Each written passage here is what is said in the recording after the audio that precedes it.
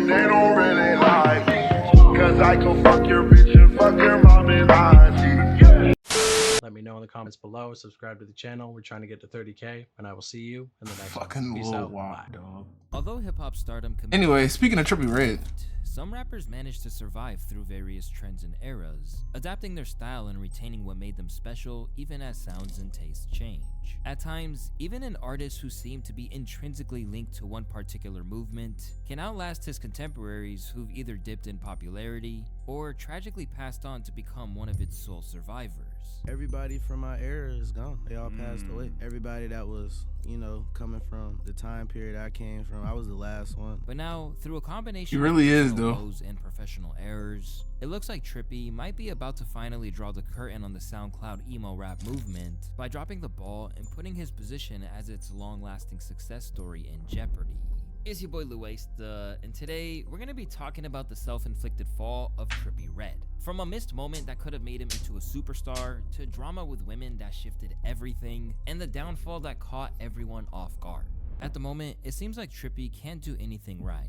Whether he's being clowned for his relationship dramas, or his instance that he's still killing it musically when everything points to the opposite being true, even the Canton, Ohio artist's most devoted supporters are starting to look at him in a new, unfavorable light, and questioning why they still care. Now, they wonder if it's just nostalgia, or the lingering hope that he'll recapture what made him so special in the past. We all got hooked on his music when we were younger. Now it's just second nature to check his catalog, even if you don't care as much anymore. But this didn't happen in the blink of an eye. Instead, the hate and general disinterest which Trippie faces now is a product of a whole host of bad decisions, which the young, idealistic, and passionate man who first broke into the genre probably wouldn't have believed he'd ever make.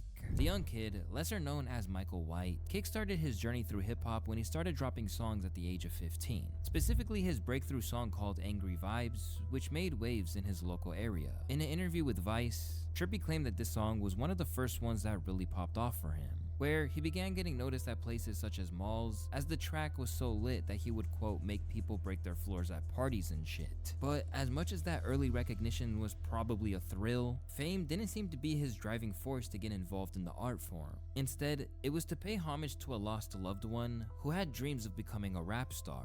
So what got you into music? How'd your journey begin? Honestly, my brother made music, so when he had passed, it made me want to do music. I got real inspired to do music to the point where I would be at my grandma's house on the steps rapping and stuff for hours, just freestyling, coming up with stuff.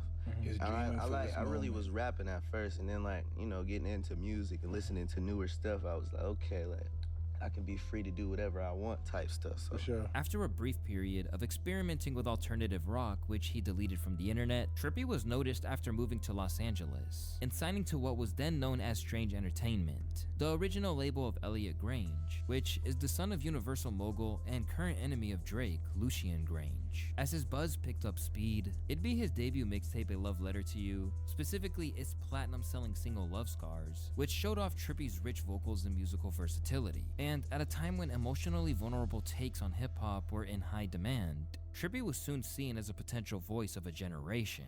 I have multiple different messages. I keep them in a letter fashion. That's why I call my shit A Love Letter to You. I just want the youth to live and be happy, you feel me? Be happy with life. I want to do something.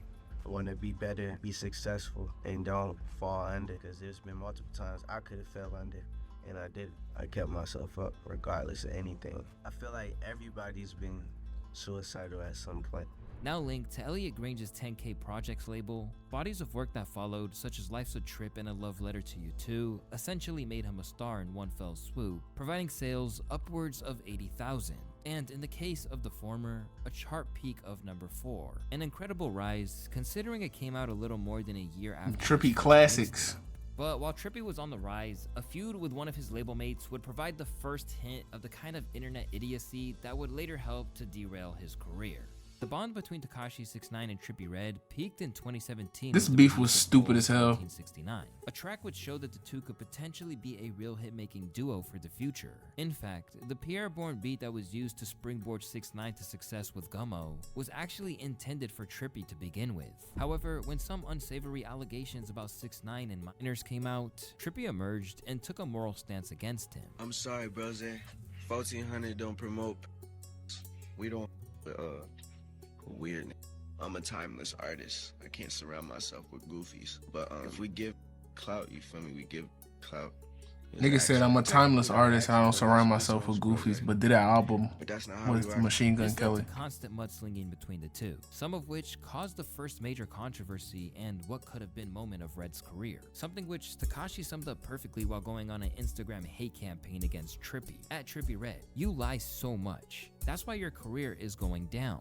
You know that ain't true. That's why you dubbed your best friend XXXTentacion to clout suck Drake, and he still took you off the song LMAO. To fill you in, Trippie and X, much like he and Tekashi, had been close for a while, and according to some interviews, it was a brotherly bond defined by love and a desire to succeed. X had hit me through DM on Instagram before I even had got to Miami. I was going to Miami to do several shows, and I performed in Orlando, and then I performed in Miami with X. Ever since I had met bro, we had just became like super cool friends.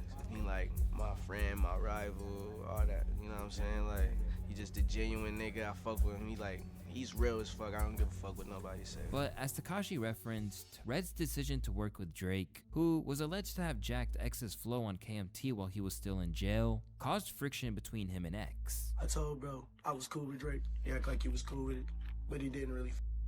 He didn't like that I was cool with Drake, but saying I was his best friend. So that's what happened. Anyway, he took the 14 chain I gave him, threw that away in the trash. You know what I'm saying? And as life goes on, you just learn. Like, that's learning. I can't give that I just met 5 months ago thinking I was cool with them. $1,500 chain that I took out the kindness of my heart. You gotta look at it like this. Yes, the chain is only $1,500, so I don't give a but I bought 20 of them. And while they apparently patched it up in March 2018 before X tragically passed, the feud caused them to miss out on valuable time together. And to make matters worse, he wound up missing out on the massive hit that became Drake's God's Plan anyway. And in the process, lost his chance. Yeah, he took him off. He was supposed to be on God's Plan. He took him off. Drizzy was capable of providing to careers back then. Nigga, you chose Drake over X. Break it down. It Crazy. seems like this situation That nigga took you off the fucking song. That's crazy as hell to even think about right now. Without obtaining clearance from the OVO camp. And when people started recording the track, Drake and his crew had to spring into action to ensure it didn't. That's so crazy. What frustrated those who were invested in Trippie even more is that he simply failed to record his verse in time, instead choosing to sit out on it, which in turn led to him missing his window in the process. Say that you had multiple songs with Drake in the tuck somewhere. Was that a lie or is this the truth? A fucking lie. Recorded with Drake? I had one song with Drake. Ain't going over here none of this shit. Okay, that was the only one. I didn't finish that shit. Copy. Got sick. Do you regret not being able to finish it, knowing the success that record had? No, I pleased to do it. I had the song for 2 months. I could have did the shit. Although he tried to act like this wasn't really a big deal, the fact is that he missed out on one of the biggest songs of all time. That really was a big Billion deal, though. views. It was Drake's first ever track to go diamond, and would have provided the kind of stimulus package that is potentially king-making in the same vein as Laugh Now, Cry Later was for Dirk. But Yeah. others feel that there's no guarantee it would have taken off like that with Trippie on it, arguing he would have brought the song down and hampered its success. Still, even if Trippie truly Why they wasn't took him off? bothered, he didn't show it, as he attempted to lure him back into providing some shine in the form of a feature. At one point, he shared a snippet on IG writing, "Wish Champagne Poppy was on this." And while it didn't work, it could have been very helpful, as his upcoming exclamation point album was one of a succession of records that were by no means There was loved some by songs. critics There was some and okay very songs widely on there. on the commercial front. That is rough. That is rough. So yeah, this new Trippie Red, it's not good. From late 2018 onwards, Trippie had his first major career crisis, where it felt like things were not hitting the same like they were before. For starters, 6ix9ine was still on his neck, suggesting that he hasn't had a hit for years. Trippie's album is, we're signed to the same label. They're holding off his album because he doesn't have a single and he sucks. Like, literally sucks. Like, this kid sucks. What was the last record Trippie put out? Topanga. I like the Topanga song. I'm not gonna lie. I've never that heard was before I went to jail. Yeah, that was before I went to jail. You just gave play me a record that released in 2018, and I like Topanga. At the end of the day, the last hottest record that Trippie released was in fucking 2018. The last hot record Tekashi put out, it was this year. I don't have nothing to say to Trippie Red, who we're signed to the same label, and I know the label head is telling him you can't put because you're not hot. But that seemed to be a misstep from his enemy, as basically as soon as he'd written off Topanga as his last big song, he basically summoned bangers from him. Although 2019's A Love Letter to You 4 marked his first #1 album and his highest first week sales of his career to date with 104,000 units sold, it would be 2021's Trip at Night which truly reasserted him as a force to be reckoned with. Tapping back into his chaotic sound of SoundCloud rap's origins, tracks like Mr. Rage gave him a new lease of life, and the 81,000 first week sales of Trip at Night led to a lucrative re-up with 10K that suggested Love Letter to You 4 and Trip at Night was pretty good.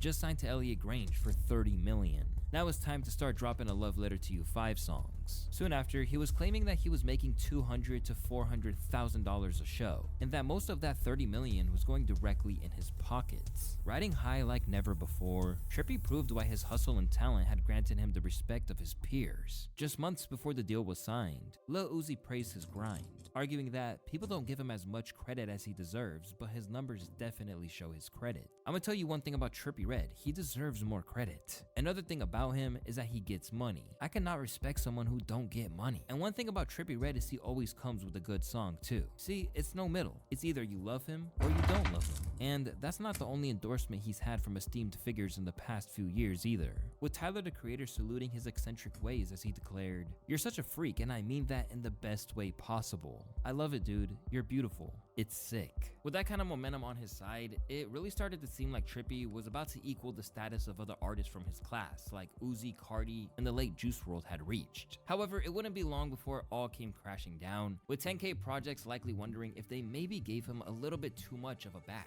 As it turns out, Mr. Rage would be the last platinum track of his career to date, let alone to go double platinum. Since then, Trippie's career has essentially been one mishap after another, and it only made it more frustrating both for fans and the artist himself as his music was persistently leaking. Just as 2020's underwhelming and overly long Pegasus dropped in advance, I didn't care for that album. Project Mansion Music didn't care for that neither. Astound listeners either, with the record dropping from 3rd with 59,000 first week sales on the Billboard charts to 21st within a week. But the record was delivered under a cloud of controversy as Trippie revealed that it had been stolen by hackers. I was held for ransom with my project. They wanted me to pay them $1 million because they had all my records, every single last one, all the features. Some hackers. They had all my songs, so I had to rush the project out. And then on top of that, the Travis song, I had it, but I didn't have the session. So that's what Travis sent to me. I didn't mix it. My engineer didn't mix it. That's what Travis sent to me. And you just had to run with it. I had to run with it because if I didn't, the whole project was gonna release and it would have been a big thing. And this has been a big thing. Like, they have been hacking and leaking like crazy. Like, at least my last 2-3 albums, I don't know how they do it. Pegasus, it probably leaked 2 months before it dropped, bro. Much like he missed out on the Drake because it's somebody in your fucking camp, nigga. And one which sounded I don't know how they do it. I don't know how they keep leaking. Because it's somebody leaking it in your camp, nigga. Which was intended to be a breakout single, instead wound up being the worst performing single that LaFlame had featured on since 2019's Power is Power from the Game of Thrones soundtrack album. From there, things would go from bad to worse. Later that year, St. Michael EP registered 7K first week sales, with its deluxe failing to even make the charts. Bro went 3 times aluminum. And considering he was shifting 104K units just 4 years earlier, it represented a really dramatic downturn for him in terms of fan interest and Billboard success. But with A Love Letter to You 5 around the corner, both Trippie and his label probably weren't too alarmed. After all, this legendary mixtape series had always delivered, but this time, nothing could be further from the truth. Debuting at number 13 and just 30K first week sales, it became the weakest entry in the Love Letter series, falling short because it's too many now, which had once been seen as his early breakout. And suddenly, stop doing that shit. Cocky claims about his place in the hip-hop elite were looking a little short-sighted, especially since this clip of him clowning rappers for selling 30K aged like milk. Dickhead. We about to create Avengers of trash, niggas. If we all put our 30,000 first week together, nigga, we gon' make it. Now you the D-list rapper now. Specifically a 6ix9ine diss. Dumbass. His dead brother, that doesn't really hold up under scrutiny when you look at the fact that he suggested they team up. So above all else, it was simply a bad look for Trippie. However, it was far from the only blemish on his reputation in recent years, as when you look back at how Trippie's output and acclaim have declined, it can only be understood by examining some of the other factors which contributed to it. For starters, there's the toll taken on him from his sustained drug use. As much as it was a crucial aspect of the image of the emo rap era, the death of his friends and former collaborators at the hands of narcotics provided plenty of reasons for him to switch up his life choices. In fact, he even pledged to stop consuming them after Juice WRLD's untimely death. To use this time as a wake-up call. If it ain't weed, we ain't doing it no more. If it ain't weed, we ain't doing it no more. And when I say we, I mean us as a group, us as a whole, the whole emo music artists. Like, no drugs. I kick the cup, I kick everything but this. He even pleaded with his fans to put down the cup after realizing the hazards of the syrup. Don't do lean. Don't do lean. Please don't do lean. That shit is liquid heroin. Don't do it. I stopped. I had one. I should have been learned after. Stop kicking at his house. And what happened to Fredo Santana? Fuck, bro. That shit crazy, bro. Like, I wouldn't wish that upon nobody, bro. You get addicted too quick to that shit. Fuck that shit. But years on, it seems like Trippie is as reliant on these substances as ever. Bro gotta kick the cup. This is getting ridiculous, said a fan after seeing a story posted on Trippie's alternate IG account where he claimed he was sipping away the pain. Whenever an incident of him flexing his lean habit occurs, which is more often than it should, his dedicated subreddit can't believe that he's still doing this. Y'all remember him calling lean liquid heroin a few years back and telling everyone not to do it? He a drug addict. That's what makes it so much more annoying. One of the reasons I got into Tripp was because he said the only drug he did was weed. If Trippie is truly struggling with substance abuse issues, it may go some way to explain a lot of his erratic behavior in recent years, including some of his more troublesome choices that are still to come. But while that provides a window to understand some of the reputational damage he's done to himself, it's still not enough to understand the genre sad boy debacle with MGK, an EP released with a punk rap crossover star. To say that the record this shit was ass. Hated of the entire decade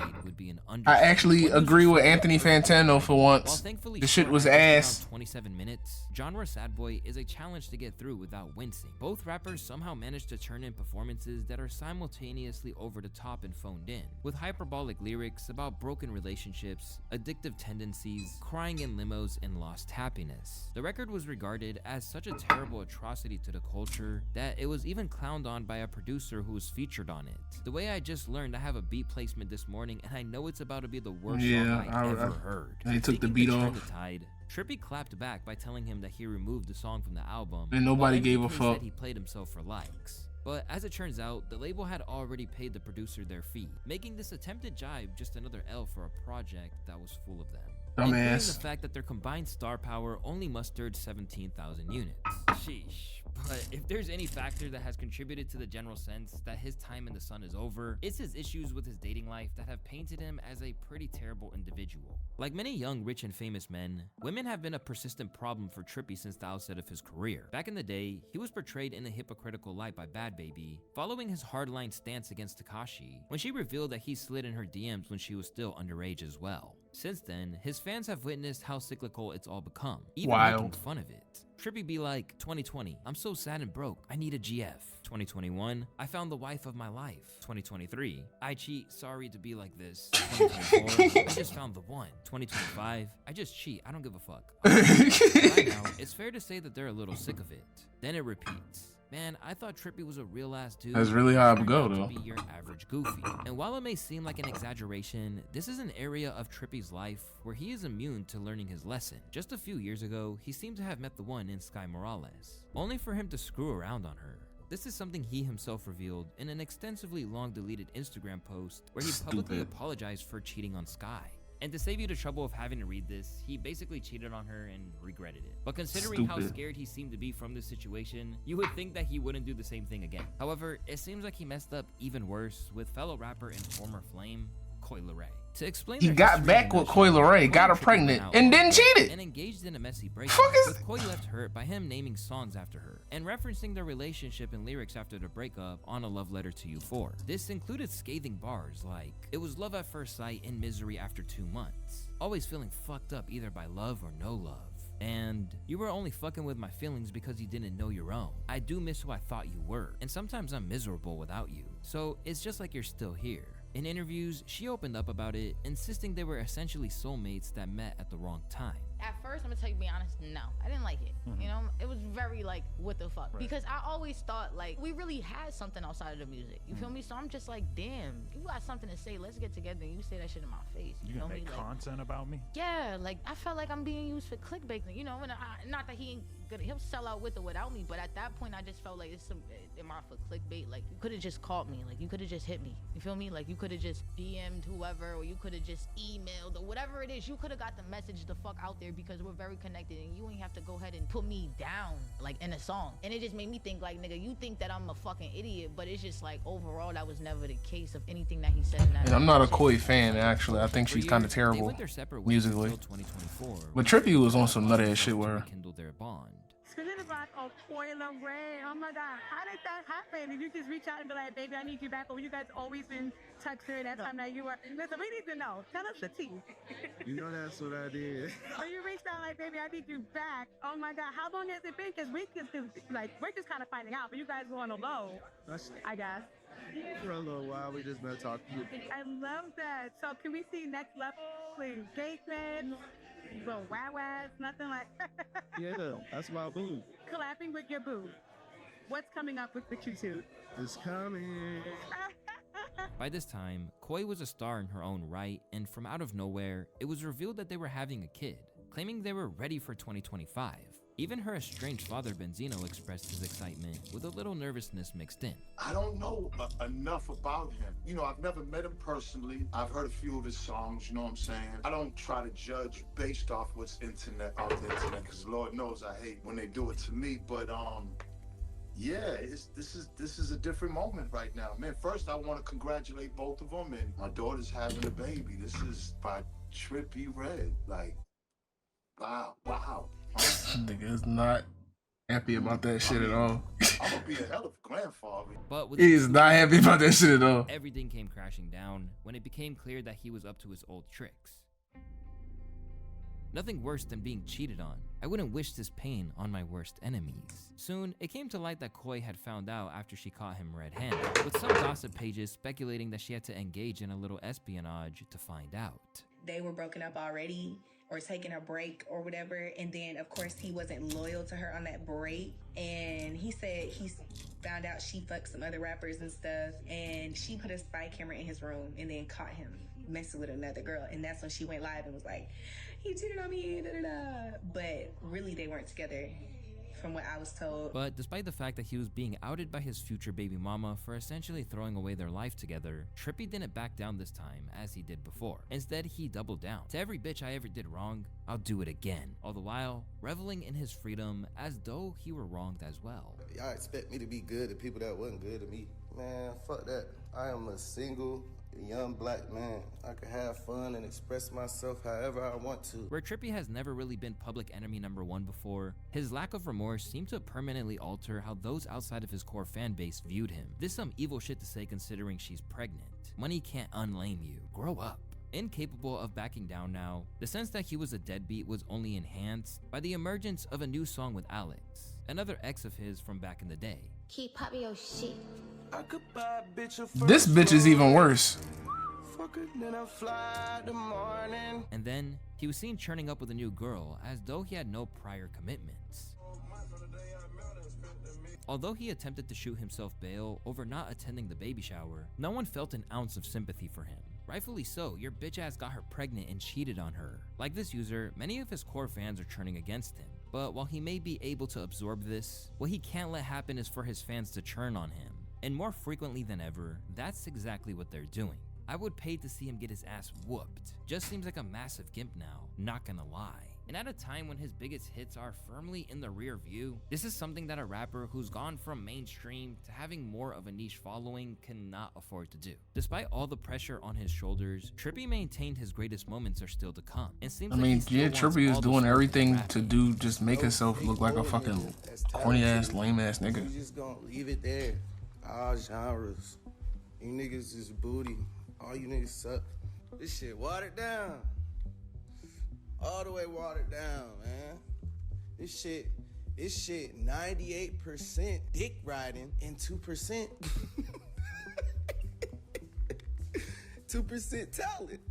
Alongside claiming that his next album is gonna be remembered alongside some of the most innovative projects in hip-hop history, he also stirred up some No, it's drama not. by challenging Ye's claim of inventing rage music back during the Yeezus era. Alright, For fans dog. to immediately side with West at a time. Alright, dog. Alright, dog. Come on now. Inventors of the rage sound is me, X, Cardi, and Uzi. We paved the way. We popularized it. Alright, I'm not gonna dog. let you old ass niggas say you invented something that you ain't invent. Niggas need to take their pills, man. These niggas be psychotic, like out of their fucking mind. Like your old ass ain't invent shit. That's exactly why I ain't pull up on his old ass, cause he always just wanna put a nigga beneath him and shit. You ain't really for the black people. You ain't really for your people, nigga. If we really being technical about it, none of y'all niggas did it first. Keep a hold of y'all craft, man. Don't give y'all shit out. Cause Def Grips Ben was doing that shit. Get around you, find out your sound, use you, and then dump you, nigga. Won't fuck with you ever again, nigga. All these niggas cutthroat. While also comparing himself to artists who cemented their place in the genre, like Chris Brown and Drake, he claimed that this would be his own Life of Pablo moment, a chance to redeem himself and his music in a way we haven't seen since Ye's legendary era. This whole generation of rappers he talking about came out of 2016.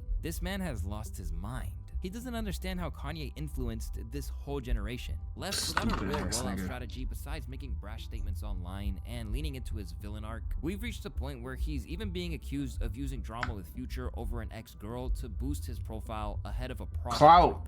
Doing those social media shit, I said Looking for clout for a rollout. and I was like, oh, like, you know him, like, aren't y'all cool? Because he said that's his favorite. Looking for clout for his rollout. He was like, oh, get that shit off your face. Like, whatever. Ben was telling me that. Get the tat off your face. You're an embarrassment. You're for the But streets. he's You're a been hoe. telling you that. I mean, this ain't no new shit. You know what I'm trying to say? But why would Trippie Red be doing that? Because he's about to drop an album. And I feel like he wants the clout. That's I never said that out. I mean, these rap is crazy. Goofy. He a goofy, But I man. never, and I told him that I have the text messages of me texting Trippie. I said, why would you send that out? I only sent that to you. He was like, oh no, I sent it to my management. He This sent has it to nothing to his do with me. man. Push that narrative, man. He's trying to sell a music, make music. Right now, it only feels like Trippie's making his rollout even messier instead of letting the music speak for itself. And given Yeah, how the bro, public has Trippie been is fucking viewing him falling as of off. late, along with how his recent songs have been Well, he already done fellow. is He the already last there. thing that he should be doing. Instead of killing it in the way that he pretends to be, Trippie is at the lowest point of his career. And fittingly, the only place that he's still thriving on is SoundCloud, where he tops the charts. But unfortunately, this depicts exactly where Trippie's career is at right now, with both he and his fans pining for those days where he was He's still in the fucking SoundCloud era. The only problem is that now, he doesn't seem to have the focus to do so, nor the goodwill of the public for them to hear him out after a series of high-profile flops. So whatever happens from here, Trippie has a lot to prove before he could regain anything close to the position he once had as the man who was You need to stop being a fucking goofy and actually lock in and actually make music. one to fade into irrelevance.